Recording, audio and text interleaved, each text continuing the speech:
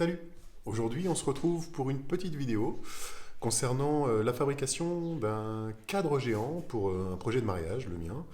Ce que je vous disais dans mon ancienne vidéo, ça va être un cadre monté sur chevalet, alors sur chevalet ou sur des pieds. Pour la fabrication de ce cadre, du coup, on sera deux.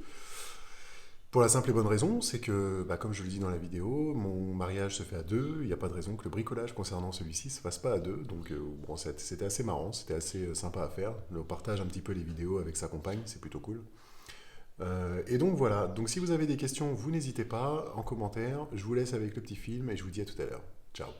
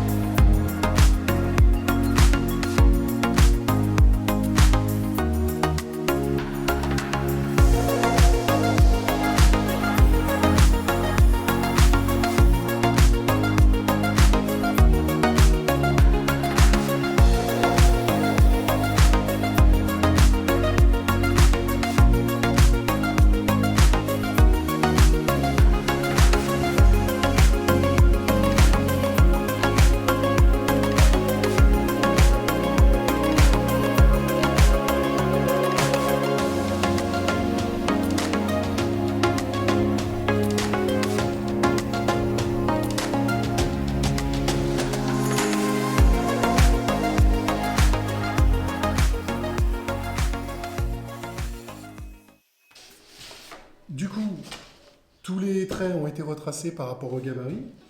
Le gabarit, c'était le miroir. J'ai retracé un trait derrière parce que le premier, en fait, je l'avais tracé trop au bord. Et du coup, quand on mettait le cadre, à l'intérieur, on voyait encore l'OSB. Donc, sachant que l'OSB va être recouvert d'une tapisserie, là, j'ai recreusé un petit peu plus. Pas trop, de façon à pouvoir visser le cadre dans l'OSB par l'arrière. Et en même temps suffisamment pour pas qu'il se revoie à l'extérieur. Donc là, un petit coup de ponçage, et puis celui-là, ça va être bon. Après, on s'attaque au cadre rectangulaire.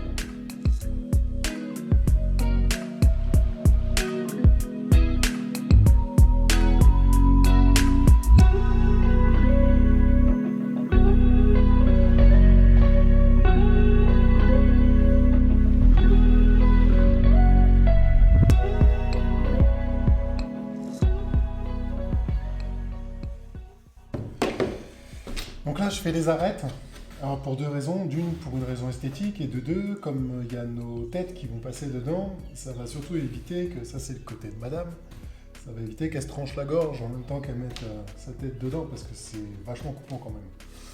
Donc je pense que je vais y mettre un petit coup d'affleureuse, histoire d'être sûr que ce soit propre, et d'éviter tout problème.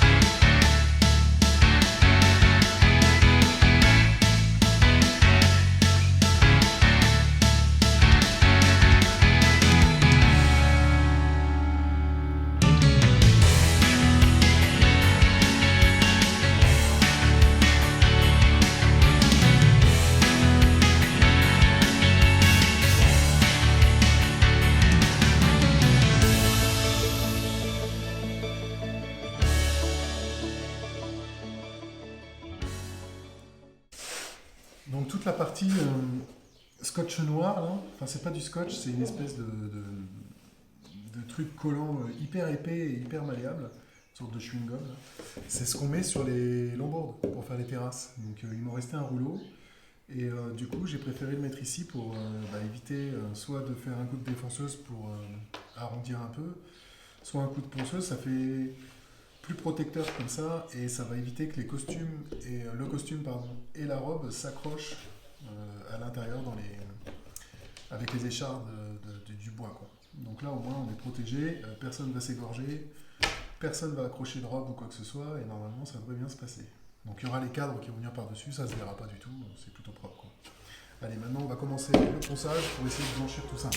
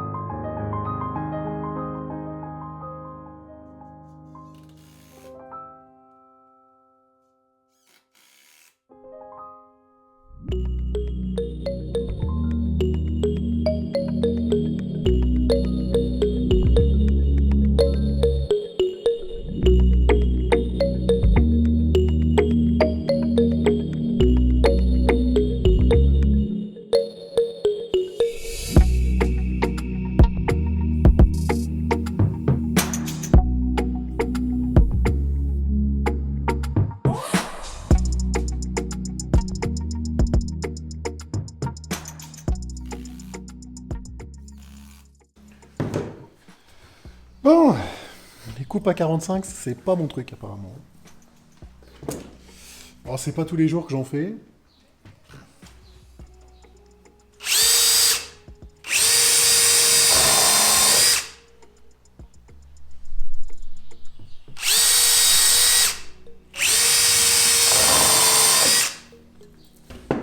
Les puristes diront, mais qu'est-ce que tu es en train de faire? Et je leur répondrai, je bricole.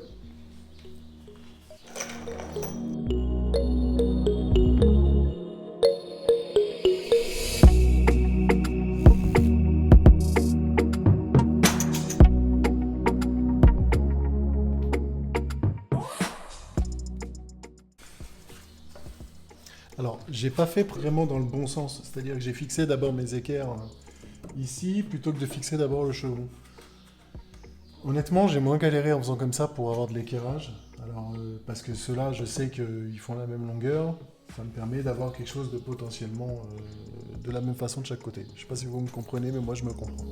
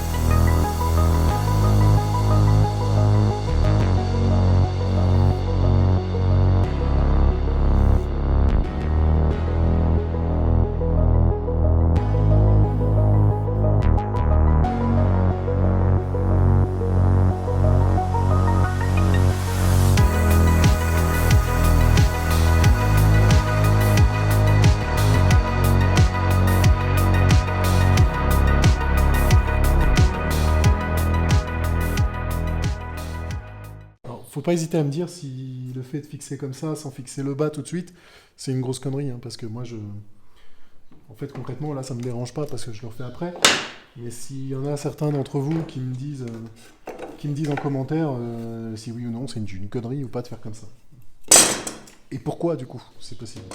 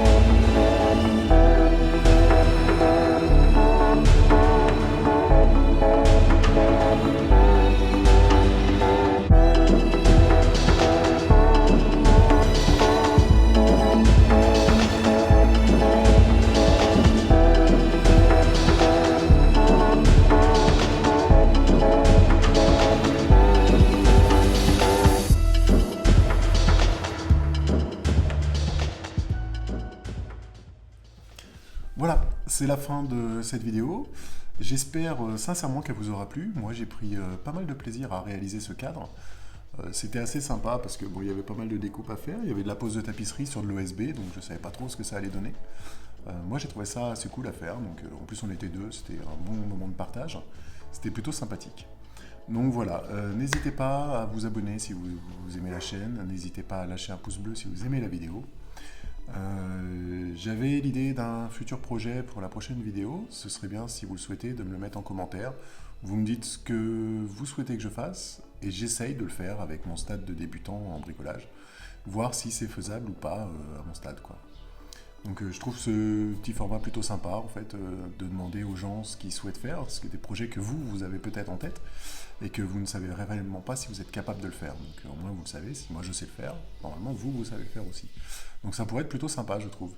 Voilà, concernant le cadre, les dimensions du cadre, on est sur 180 cm de haut pour les poteaux, en laissant 50 cm en bas pour pouvoir mettre les pieds.